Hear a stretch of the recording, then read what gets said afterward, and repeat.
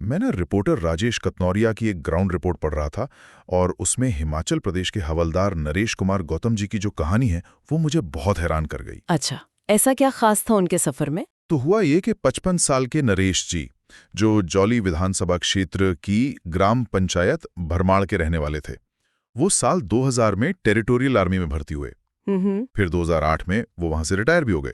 देखिए, असल में जो टेरिटोरियल आर्मी होती है ना, जिसे हम टीए कहते हैं, हाँ, वो एक तरह की पार्ट टाइम मिलिट्री सर्विस है। वहाँ नागरिक कुछ समय के लिए सेना का हिस्सा बनते हैं और फिर जो डीएससी है, उनका काम मुख्य रूप से रक्षा प्रतिष्ठानों की सुरक्षा करना होता है। इसमें अक्सर पूर्व सैनिक ही जाते हैं। अच्छा, तो मतलब वो माहौल वही रहता है। बिल्कुल। जब कोई इंसान इतने सालों तक सेना के अनुशासन, उस वर्दी और उस रुतबे के साथ जी लेता है ना, तो आम सिविलियन जिंदगी उसे बहुत खाली लगने लगती है। वो वर्दी सिर्फ नौकरी नहीं रहती, उनका पूरा वजूद बन जाती है। एकदम सही।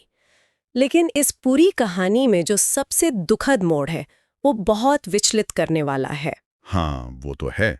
मतलब वो इतने दशकों तक सेना में रहे, लगातार ड्यूटी करते रहे, तो शारीरिक रूप से तो पूरी तरह फिट रहे होंगे। बिल्कुल।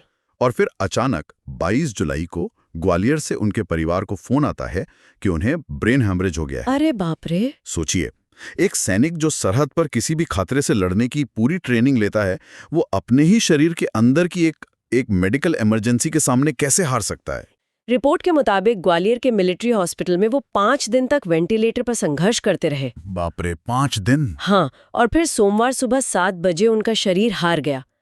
ये दिखाता है कि जीवन असल में कितना अनिश्चित है। ये सच में डरा देने वाली बात है। और मैं बस उस परिवार के बारे में सोच रहा था। मतलब एक परिवार पर ये क्या गुजरी होगी। बहुत बड़ा आघात है ये। बिल्कुल। ये तो वैसा ही है जैसे किसी मजबूत इमारत का मुख्य स्तंभ अचानक से गिर जाए। और वो भी तब जब मतलब रिपोर्ट में ये भी बताया गया है कि अभी सिर्फ 6 महीने पहले ही नरेश जी की माताजी का भी निधन हुआ था। हे भगवान! वो लोग तो उस दुख से ही ठीक से नहीं उबर पाए होंगे। और ऊपर से परिवार की जिम्मेदारियां भी तो देखिए। पीछे उनकी पत्नी रेणु देवी हैं, उनकी 21 साल की बेटी रिया, जो अभी बीएससी नर्सिंग कर रही है, और 18 साल का बेटा शौर्य, जिसने अभी बस 12वीं पास की है। जब एक के बाद एक ऐसे 2 बड़े झटके लगते हैं ना, तो ये सिर्फ एक भावनात्मक नुकसान नहीं होता, ये पूरे परिवार के भविष्य को एक गहरे सदमे में धकेल देता है। सच में, मीलों दूर बैठे परिवार को अचानक एक ऐसा फोन कॉल आना, ये किसी को भी मनोवैज्ञानिक रूप से तोड़ सकता है। सही बात है। और शायद यही वजह थी कि जब उनका पार्थिव शरीर उनके पैतृक गांव भरमाड़ लाया गया, तो वो सिर्फ एक परिवार का दुख नहीं था, पूरा समुदाय वहां मौजूद था। हाँ, उन्हें काली मिट्टी मोक्षधाम में पूरे सैन्य सम्मान के साथ अंतिम विदाई दी गई। बिल्कुल। ग्राम पंचायत प्रधान सुरेश कुमार खट्टा से लेकर सैकड़ों स्थानीय लोगों ने उन्हें श्रद्धांजलि दी। वो जो भीड़ थी और वो सैन्य सम्मान, वो असल में उस मूक सेवा की अहमियत को दर्शाता है। और संसार है, चाहे इनको तो सब चीज़ नाशवान है, एक न एक दिन सब कुछ है, लेकिन ऐसे काम करके जाए उसी की बढ़ाई। और इनके बीच में कोई खासियत हो जिसमें सब में प्रिय होंगे। बहुत एक्टिव आदमी, इस उम्र के अंदर इतना एक्टिव बहुत कम मिलेगा, बहुत एक्टिव। आप अपना नाम बताइए। नायब सूबेदार GS से।